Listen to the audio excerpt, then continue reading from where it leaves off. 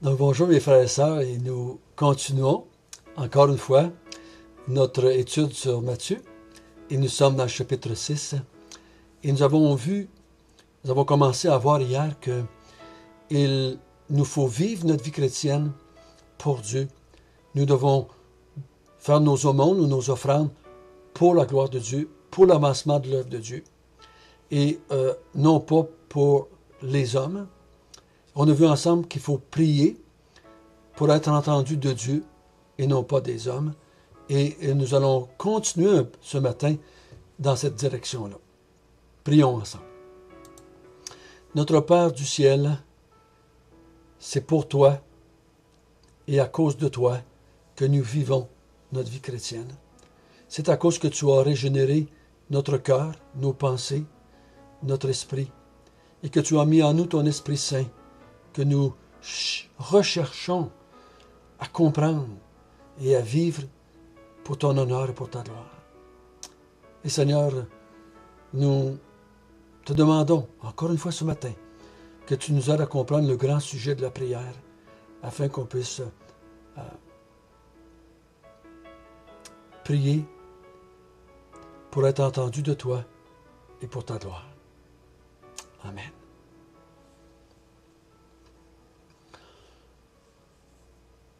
Donc, on donne pour être vu de toi et pour ta gloire. On prie pour être entendu de toi et pour ta gloire. Nous avons commencé hier le sujet de la prière. On va prier pour être vu de toi, pour être entendu de toi. On a vu ensemble qu'on n'a pas besoin de se cacher dans un petit coin. Ça peut se faire sur le coin de la rue, ça peut se faire dans un temple, dans une église, ça peut se faire en famille, ça peut se faire en église, mais ce que tu veux, c'est quand on le fait, c'est qu'on le fait pour toi et pour être entendu de toi. On a vu ensemble que la grande majorité de la vie de prière du croyant, c'est dans le privé. Je dirais, moi, si ta vie de prière se fait en grande partie dans l'intimité avec Dieu et que tu parles à ton Père, tu ne parles pas à Saint-Wenceslas ou ben non, à Saint-André ou à Saint... Si tu parles à Dieu, tu t'adresses à Dieu et que tu veux être entendu de lui et que tu cherches sa gloire à lui, c'est ça que Dieu veut. Mais Dieu parle à une foule aussi, ou Jésus parle à une foule ici qui n'est pas habituée à ça. Elle faisait sa vie de prière pour être entendue des hommes, pour être vue des hommes. Ça se faisait en public en général. Et Jésus dit non. La vie de prière, ça se fait dans l'intimité avec son Père en grande partie.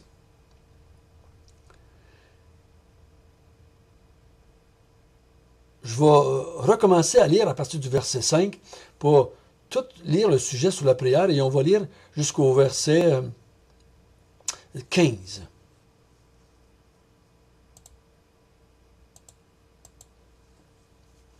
Lorsque vous priez, ne soyez pas comme les hypocrites qui aiment à prier debout dans les synagogues au coin des rues pour être vus des hommes.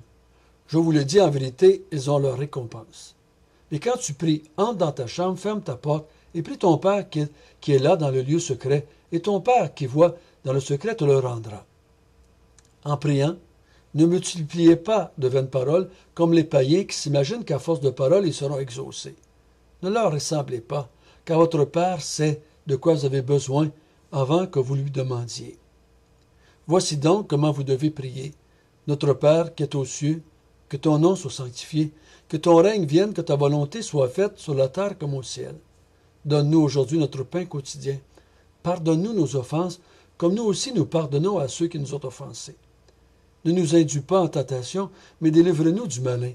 Car c'est à toi qu'appartiennent, dans tous les siècles, le règne, la puissance et la gloire. Amen. Donc la prière. Je crois que Jésus veut que ce sujet soit simple. Mais pourtant, dans nos églises, on l'a compliqué. Et dans ce temps-là, eux, ici, c'était la même chose. Jésus veut que ça soit simple. Il dit, quand tu veux parler à Dieu, rentre dans l'intimité et adresse-toi à lui. Adresse-toi à lui. Il dit au verset 7 et verset 8, ne multiplie pas les vaines paroles, comme font les païens. Et à chaque fois que je lis ça, ça me rappelle quand, je pense que c'est Élie, qui va prier sur le mont Carmel avec les prophètes de Baal. Et les prophètes de Baal prient pendant la moitié de la journée pour avoir une réponse à leur prière, et il n'y en a pas. Et quand on lit la prière que Élie a faite, ça a duré à peu près 30 secondes, et la prière a été exaucée. Ce n'est pas la longueur de la prière, ce n'est pas le nombre de mots qu'on met qui fait la différence. Souvent, quand on prie, surtout si notre vie est en public, on va vouloir impressionner par de longues prières. On va vouloir impressionner Dieu par de longues prières. On va vouloir prendre des grands mots. Jésus dit non, non. Il dit ne multiplie pas. Quand tu parles à ton Père, parle-lui franchement, honnêtement. Parle-lui comme tu parlerais à un autre être humain. Parle-lui comme tu parles normalement dans ta vie. Souvent, quand nous prions en privé et que nous prions en public, c'est différent. C'est donc difficile, quasiment impossible pour nous d'être pareil. On a cette tendance à vouloir quand on est en public. Mais dans l'intimité, il n'y a pas besoin de multiplier les paroles. Les païens pensaient qu'ils influenceraient leur Dieu par la quantité de paroles. Il n'y a pas besoin. Tu n'as pas besoin. Il dit, ton Père sait de quoi tu as besoin. Il sait d'avance. Donc, quand tu vas parler avec quelqu'un qui connaît déjà ton besoin, tu n'as pas besoin de prendre des grands mots, puis de faire des grandes phrases, faire un grand texte. Je sais ce que tu veux. Je vais te le donner. Notre Père sait d'avance. Il est omniscient. C'est pour ça qu'on peut le prier partout. Il est omniprésent. Donc, on peut prier partout. Et omniscient, donc il sait tout. Même avant qu'on le dise, il sait.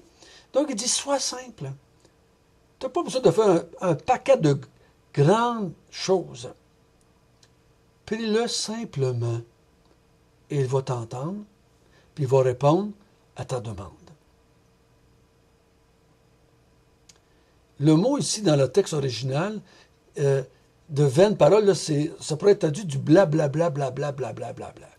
Faites pas de blablabla avec Dieu. Demande-lui simplement ce que tu veux. Donc, l'important, c'est que la prière doit être faite pour Dieu et s'adresser à Dieu. Maintenant, on va voir que c'est pas juste s'adresser à Dieu, mais la vraie prière dans le royaume, ce que Dieu veut, ce que Jésus ici, le roi, veut susciter dans le cœur de ceux qui écoutent, c'est que la prière, c'est pour la gloire de Dieu. C'est pour Dieu.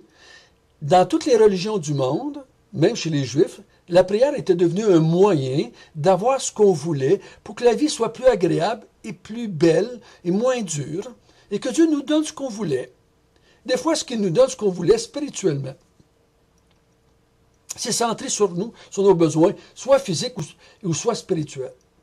Mais vous remarquerez bien quand Jésus dit, pour leur montrer qu'est-ce que c'est la vie de prière dans le royaume, il leur donne, il dit, voici, quand vous allez prier, comment vous devez prier. Donc d'abord, vous allez vous adresser à votre Père qui est dans les cieux. Donc c'est le royaume des cieux. Donc on s'adresse à notre Père qui est dans les cieux. On ne s'adresse pas à des hommes, on ne s'adresse pas à des statues, on ne s'adresse pas à des gens morts, on ne s'adresse pas à des bonnes personnes qui sont mortes avant nous autres, on s'adresse à notre Père qui est dans les cieux. Donc, d'abord, ça se présuppose qu'il est notre Père. Ça présuppose qu'il est notre Père. Mais pour la plupart des Juifs, ça ne les aurait pas, je pense, trop choqués que Jésus dise « Priez votre Père qui est dans les cieux ». En général, leur prière s'adressait à Dieu. Mais, je vous dis bien franchement, même parmi les Juifs, il y avait beaucoup d'idolâtrie qui se faisait, mais on prie Dieu. Dans le royaume, on s'adresse à Dieu le Père.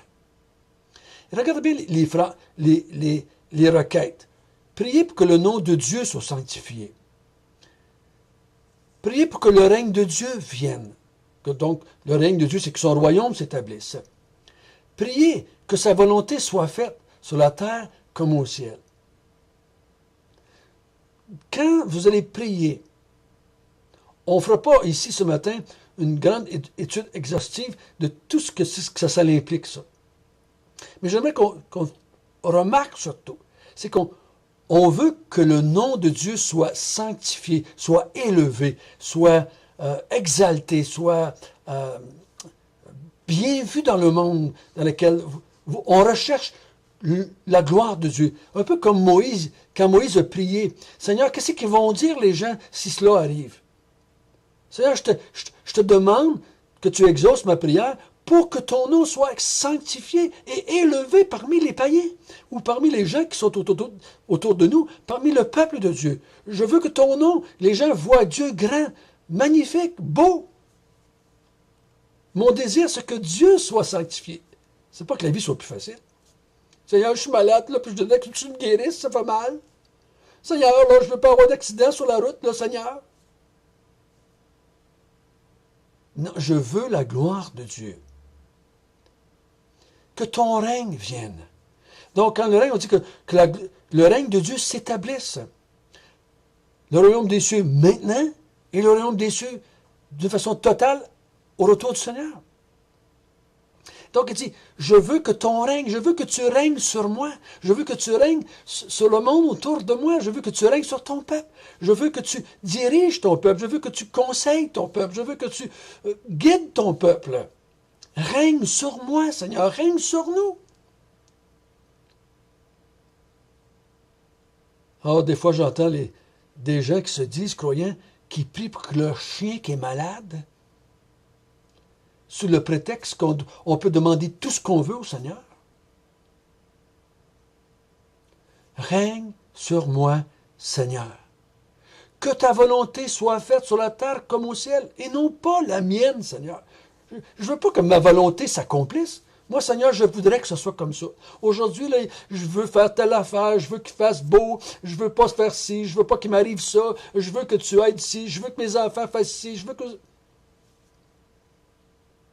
Je veux que ta volonté s'accomplisse, Seigneur. Pourquoi que je veux que ta volonté s'accomplisse et non pas la mienne? Parce que ta volonté est parfaite, Seigneur.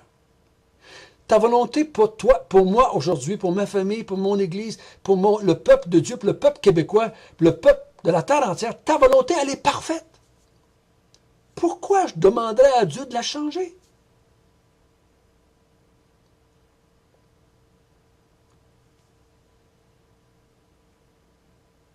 Pour que je demande à Dieu que sa volonté soit faite. Il faut au moins que je la connaisse, cette volonté-là. Je prie que ta volonté soit faite, Seigneur. Seigneur, sois pour moi le pourvoyeur de ma vie. Pourvois à mon pain quotidien. Est-ce que c'est juste spirituel ou si c'est aussi physique? Ça n'a pas d'importance. Seigneur, je crois que j'ai besoin que tu me donnes ce que j'ai besoin. C'est toi qui es mon pourvoyeur. Je me confie en toi pour que tu me donnes ce que tu veux que j'ai. Ceci ne garantit pas le luxe. Ceci ne garantit pas que je n'aurai jamais de besoin matériel. Mais je veux que ce soit toi qui me donnes ce que tu veux me donner. Je veux que ce soit toi qui pourvoit à mes besoins de la façon que tu donnes-nous notre pain quotidien. Je n'ai pas à dire à Dieu ou lui commander ce que je veux avoir. Je crois que le texte ici est en train de nous dire, je te demande à toi, donne-nous notre pain quotidien. C'est toi le pourvoyeur de ton peuple, comme le roi est le pourvoyeur du peuple. Donne-moi ce que j'ai besoin. Pardonne-nous nos offenses, comme nous aussi nous pardonnons à ceux qui nous ont offensés. Wow! Ça, c'est pas drôle, ça. Parce que la coutume humaine, tu pardonnes pas. Donc Jésus dit, pardonne-nous, Seigneur, comme nous pardonnons aux autres. Automatiquement, ça m'implique de dire, wow! Donc, je ne sais pas pardonner si je ne pardonne pas.